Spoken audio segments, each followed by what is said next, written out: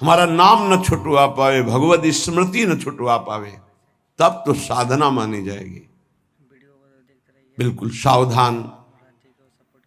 श्रीधाम वृंदावन का जो वास है, आश्रय है, ये बहुत जोर का है। आश्रय से ही भगवत प्राप्ति हो जाएगी अगर दृढ़ निष्ठा आ जाए। कोटि कोटि चिंतामणि रत्न आदि आपको प्राप्त हो तो भी तुम आश्रय मत छोड़ना प्रभु का, वृंदावन का, धाम का। पहली बात तो ये भगवत आश्रय कहीं भी रहोगे तो ये धाम आपको अपनी महिमा प्रकाशित कर देगा। कहीं भी आश्रय पक्का होना चाहिए।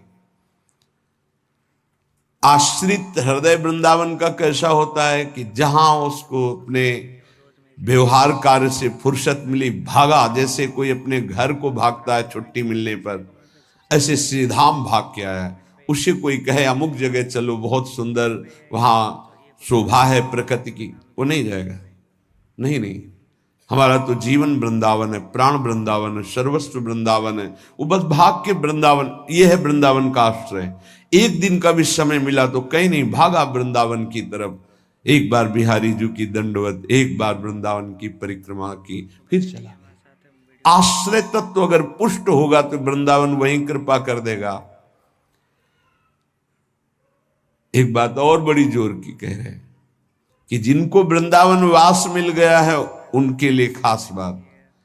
यदि आपको अखंड वृंदावन वास मिल गया है तो अब बहिर्दृष्टि में उपैति वा हरि, हरि भी वृंदावन की सीमा के बाहर आपको बुला रहे हो तो मत जाना। जैसा श्रीपाद श्लोक में लिख रहे हैं, श्री भट्ट देवाचार्य जी उसे पद में लिख रहे हैं, विपिन राज सीमा के बाहर हरिहू को न निहार, रे मन वृंदा विपिन निहार। यद्यपि मिले कोटि चिंतामणि तऊ न हाथ पसार। बिल्कुल उसी की टीका है मानो। जय श्री भट्ट धूलि धूसरतन ये आशा और, तथापि वृंदावन धूलि धूसरम न देह मन्यत्र कदापि आतु में। वृंदावन की रज से सना हुआ हमारा शरीर और अंतिम श्वास यही पूरी हो राधा, वो बात बन गई जो बड़ी बड़ी साधना से नहीं बनती। बड़ी बड़ी साधना से अंदर की खास बात है। अपने को भूल जाना और प्रभु के चिंतन में तन्मय हो जाना, यह भक्ति का लक्षण है। सब कुछ भूल जाना, अपने स्वरूप में स्थित हो जाना, यह ज्ञान का है। इसके अलावा भगवान की माया का प्रभाव है।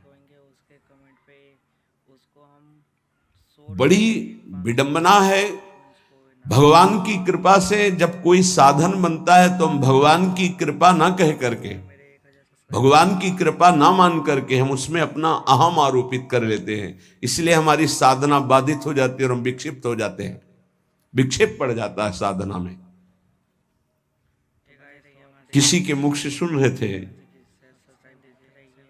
कि मैं केवल प्रवचन नहीं कर रहा हूं,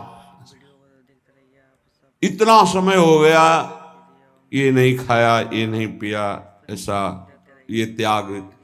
अरे सब देहाभिमान के अंतर्गत है, इसका कोई महत्व नहीं है।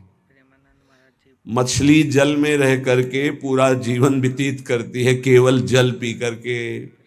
केचुआ केवल मिट्टी खा के रहता है।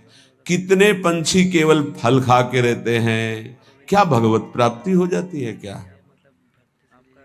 ये साधन देह विस्मृत करने के लिए है कि जो कुछ मिला थोड़ा डाल दिया, बस नाम चिंतन, भगवत चिंतन। चिंतन इस बात का कि एक एक दिन हम प्लस जोड़ रहे हैं कि ये नहीं खाया, ये नहीं पिया, ये नहीं त्याग। ये तो प्राकृतिक क्रिया है, इसका कोई महत्व है क्या?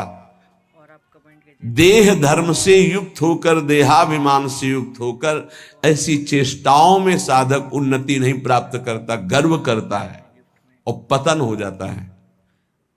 महाराज ययाति का सुकृत नष्ट नहीं हो रहा था। बड़े समय से उत्तम लोकों में विमानों से घूम रहे थे।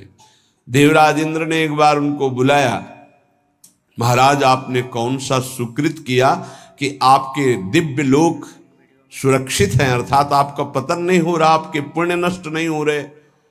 तो सभा में जब ऐसा पूछा तो अहम उदित हो गया। महाभारत में भगवान व्यास देव जी वर्णन करते हैं। उन्होंने कहा ना कोई ऐसा हुआ है ना आगे होगा। जैसा मैंने दान किया तप किया सुकृत किए, बस ऐसा निकलना था कि सारे सुकृत भस्म हो गए। देवराज इंद्र ने कहा विश्व के समस्त ऋषियों का, महात्माओं का, धर्मात्माओं का आपने अपमान कर दिया, आप भ्रष्ट हो जाए। उसी समय सर के बल नीचे ऐसे मृत्युलोक की तरफ आने लगे। तब उन्होंने आर्त भाव से कहा गलती हो गई हमसे, हमारी अंतिम प्रार्थना, जा तो रहा हूं नीचे के लोक में लेकिन महात्माओं के बीच में गिरूं। तो कुछ महात्मा ऐसे खड़े हुए, महाराज शिवी भी उसमें थे, भगवत चर्चा संभाषण कर रहे थे। देखा कोई तेजों में